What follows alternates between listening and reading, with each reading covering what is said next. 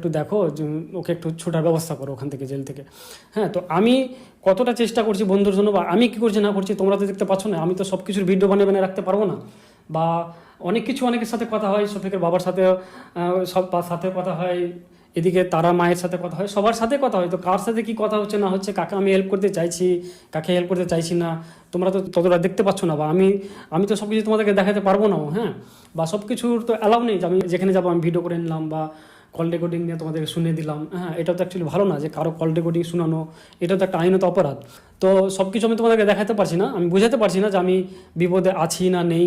হ্যাঁ, অবশ্যই আমি বিপদে আছি। হ্যাঁ, আমি অবশ্যই হেল্প করার চেষ্টা করছি, আমার দিক থেকে আমি যথেষ্ট হেল্প করার চেষ্টা করছি, কিন্তু আমি একা একা কতটুকু হেল্প করবো বলো। তবে হ্যাঁ, আমি একটা কথা বলেছি, আমি তারার যেটা মা, তো ওকে আমি একটা কথা বলেছি যে তোমরা একটা মীমাংসা করো, ঠিক আছে? এইভাবে তো হবে না, এইভাবে আরও কেসটা জটিল হবে, আরও বেশি করে জটিল হবে। তো আমি দুই পক্ষকে বলার চেষ্টা